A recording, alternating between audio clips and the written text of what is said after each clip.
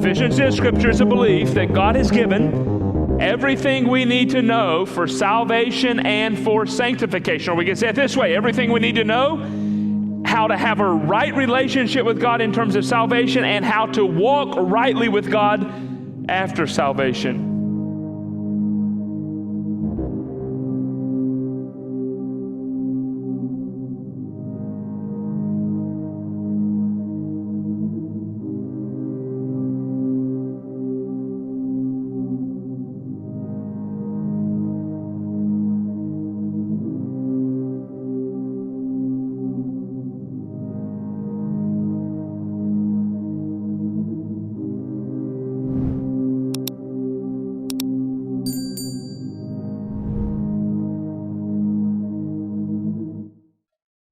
Hello again.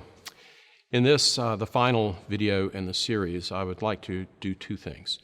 First, to discuss yet another criticism that has been made against critical theory in general and critical race theory in particular. And second, just to share with you some concluding remarks. I have to say that in taking up this additional criticism of critical theory, critical race theory, I'm a little apprehensive. In fact, I've agonized more over this segment than over any other, and that's because in getting into this criticism, I'm going to be operating somewhat outside of my wheelhouse. Up until this point, we've just been discussing philosophy and sociology. I've been trained in those realms. But the criticism of critical theory and critical race theory that I now want to broach with you is one that is theological. I'm not a formally trained theologian. Nevertheless, I think it's an important criticism, and I share for you my own thoughts on it for what they may be worth. The criticism is this: the purported insights of critical theory in general and critical race theory in particular are inconsistent with the doctrine of the sufficiency of Scripture. Well, obviously, if we're going to understand the criticism, we first of all have to remind ourselves of what the doctrine of the sufficiency of Scripture is.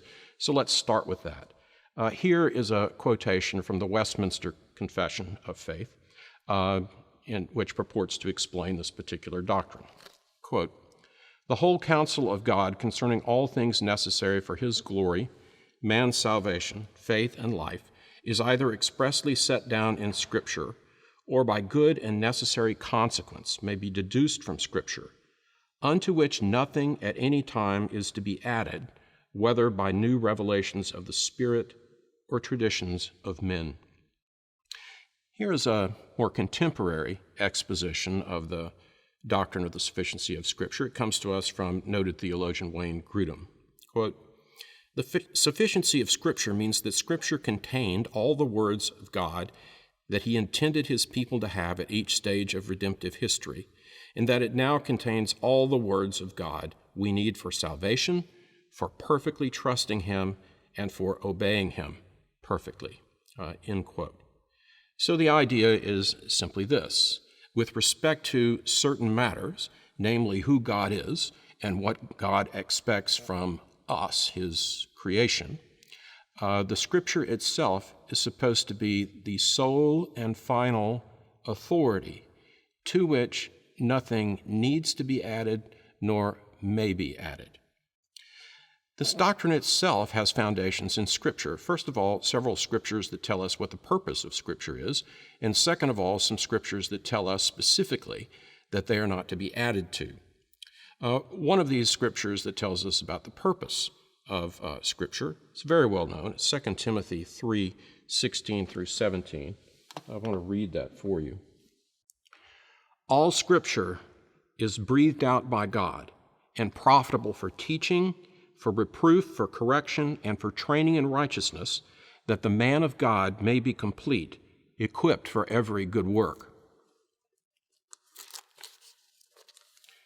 And now Psalm 119:1. "Blessed are those whose way is blameless, who walk in the law of the Lord." Now a couple of Scriptures that tell us specifically that the Scriptures are not to be added to. First of these is Deuteronomy 4:2.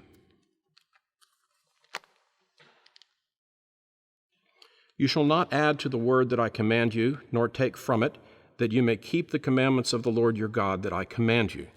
and then another one, that of course was from the Torah, another one from the New Testament, Revelation 22:18 through 19. I warn everyone who hears the words of the prophecy of this book. If anyone adds to them, God will add to him the plagues described in this book. And if anyone takes away from the words of the book of this prophecy, God will take away his share in the tree of life and in the holy city, which are described in this book. Of course, these words that I just read from Revelation were specifically intended to refer to Revelation itself, but as they come at the end of the Scriptures, they can be understood to refer to them all. So again, the Scriptures themselves tell us the subject matters as to which the Scriptures are considered to be fully and solely competent. Again, who God is and what God expects of mankind included in that. And then we are told not to add to or to subtract to this sole and final authority on these matters. Okay, so what is the charge that is made against critical theory in general and critical race theory specifically that has to do with the sufficiency of Scripture? Well, it is simply this, that these theories, at least as they're wielded as tools in the hands of theologians, purport to tell us something about God and man, in particular about what it is that God expects of man, moral behavior, in other words, the opposite of which is sin, that is not revealed to us in Scripture itself. To speak more plainly, it tells us about a sin or a kind of sin that Scripture itself does not identify. Now, before I go further in explaining this criticism, I want to address a counter-criticism. There are a number of defenders of critical theory who object to this particular line of attack on critical theory that is based on the sufficiency of Scripture, and indeed some opponents of critical theory who likewise think that this particular criticism misses the mark. What is their argument? Well, their argument is that the understanding of the sufficiency of Scripture upon which the criticism relies is too narrow. Or to flip it the other way, it has too expansive an understanding of the fields of life and knowledge to which Scripture is supposed to be the sole authority. In other words, we can use the classic terminology of theology, the critics of the critics say, those of you who are complaining that critical theory violates the principle of sufficiency of Scripture, you're basically denying the possibility of general as opposed to special revelation. Now, what do those terms mean? Special revelation refers to the revelation that God has given us in the Scriptures. General revelation, on the other hand, refers to that revelation that God has given to us through nature itself. And so the argument goes like this. Look, nature itself includes human nature. Human nature includes sociological reality. Therefore, it must be possible through the study of this part of nature, namely sociological man, to discover things about man that would not be revealed in the Scriptures, in the same way that the hard sciences reveal to us things that are not revealed to us in the Scriptures, so it is said. So also sociological theories can reveal to us aspects of man that are not revealed to us in the Scriptures, because after all, the Scriptures are not supposed to be a book on sociology any more than they're supposed to be a book on physics. And then the criticism of the criticism continues.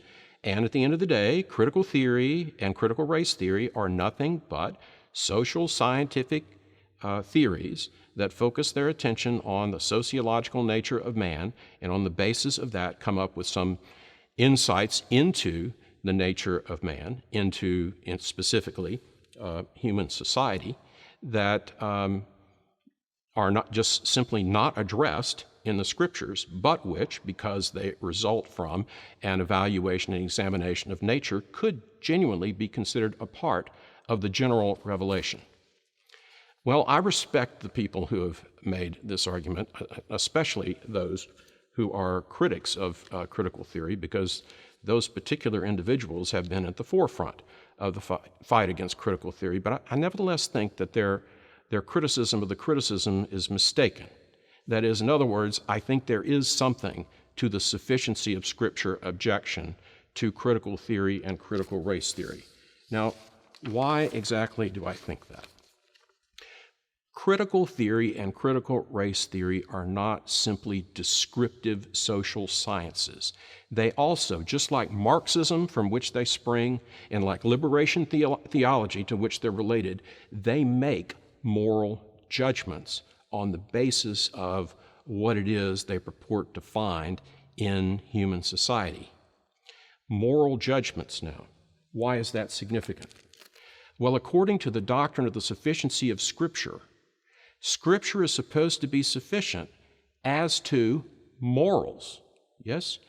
That is one of the subject matters as to which Scripture is supposed to be the final and the sole authority, which means what? It means if the Scripture doesn't say that a certain behavior is immoral, if Scripture doesn't identify a certain kind of behavior as a sin, then it should not be considered to be a sin. Now, this is not to deny that through general revelation, God can give us some knowledge of sin. The Apostle Paul himself, at the beginning of Romans, acknowledges, in fact, insists upon this very possibility. Romans 1:19 through 21. For what can be known about God is plain to them, because God has shown it to them. For his invisible attributes, namely his eternal power and divine nature, have been clearly perceived ever since the creation of the world in the things that have been made. So they are without excuse. For although they knew God, they did not honor him as God or give thanks to him, but they became futile in their thinking, and their foolish hearts were darkened. Yes, there is a general revelation of what is sin and what is not sin, and so it is possible for us to learn something about sin simply through the study of nature. But here's where I think the criticism of the criticism goes awry. Is there any kind of sin that is revealed to us through nature that is not also revealed to us through Scripture? I cannot think of one.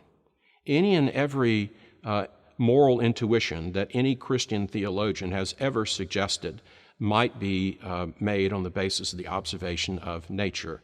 For example, that it is immoral for one human being to murder another. For example, that it is wrong for a parent to neglect his children. These are some of the insights that theologians have said moral insights can be garnered simply from an observation of nature. I don't deny those, but what I'm saying is every single one of those is also identified specifically as a sin in Scripture. There's not a single case to the contrary. All right, so what's my point? My point is this. Critical theory and critical race theory purport to reveal to us a sin that is not mentioned anywhere in Scripture. You can call this sin complicity in systemic racism or benefiting from white privilege, to use the current terminology. But there is nothing in Scripture that speaks to that particular kind of sin. So what does that mean? Well, it means as a result of this supposed sin cannot be known simply by the study of Scripture. No, knowing that this sin even exists requires recourse to critical theory and critical race theory in particular. Or to put it another way, what critical theory and critical race theory purport to open our eyes to is a new sin, one that up until now, with the aid of Scripture alone, we were supposedly blind to. Now, I don't know about you, but I find this to be an extraordinary claim. Not only extraordinary, but really quite arrogant. And consider the implications of it. If this is correct, then generation after generation after generation of American Christians through history, including the ones that were devoted students of the Word, went from one end of the Scripture to the other, diligently trying to find out exactly what God wanted him or her to do and avoid doing. And furthermore, maybe even were at the forefront of combating visible racism as it then existed. I'm thinking of people like the abolitionists. If what critical theory and critical race theory are purporting to do here is correct, then these very people even though they did everything to find out what was sinful and what was not, and even though they may have fought the sin of racism as they understood it, nevertheless went to their graves with the unconfessed sin of systemic racism, complicity in it, or participating in white privilege. That is a fantastic claim, it seems to me, in the original sense of the word. Not only that, but it strikes me as being entirely unprecedented within the history of Christianity. Can you think of a single other time in history where, after some sociological theory appeared on the scene for the first time, theologians looking at it said, "Oh my gosh, we have been completely blind to this horrific sin that we have been committing because we didn't see it just by studying Scripture alone, but now that the sociological theory has opened our eyes, yes, we see it." Well, in my humble opinion, that smacks of an assault on the sufficiency of Scripture. If, in fact, Scripture is supposed to be sufficient to teach us about sin, then we should not need any supplemental theories of whatever kind they may be, sociological, anthropological, philosophical, to open our eyes to the reality of sin. Now, before I finally bid you farewell, I'd be remiss if I did not acknowledge that at this very moment, our country is engulfed in considerable turmoil over race, and this because the state of race relations has deteriorated to its lowest point in decades. Of course, I'm referring to what has happened in the wake of the death at the hands of the police in Minneapolis of George Floyd, protests that have broken out across the country and even spread beyond the country against police brutality, against various other kinds of problems from which African Americans suffer. What I would like to say is that those of us who've been involved in this project are in full sympathy with those in the African American community and beyond who are concerned about these problems that beset that community, including problems that may have to do with law enforcement, but certainly not limited to those. And I want to affirm categorically that we believe that Black lives matter, even though we have grave reservations about the organization of that name, and this in no small measure because its leadership is an adherent of critical theory and critical race theory. After all, we firmly believe, as we are taught in the Scriptures, that all persons are created in the image of God, and that certainly includes Black folks as well as white folks. Furthermore, we believe that as Christians, we, whether Black or white, should be at the forefront of relieving any kind of suffering that we might encounter in the world. That's part of the mission that Jesus has called us to render aid to the least of these. Our objection, though, our concern, where we say no, is with critical theory itself, because we don't believe that's the way to get the job done. Critical theory, misdiagnosing the cause of these very problems, cannot help itself from prescribing cures that simply will not work and may, in the end, actually backfire. All right, with that, let me bid you farewell. Let me thank you for watching. I hope the video series has been beneficial to you. Take care, and may God bless you.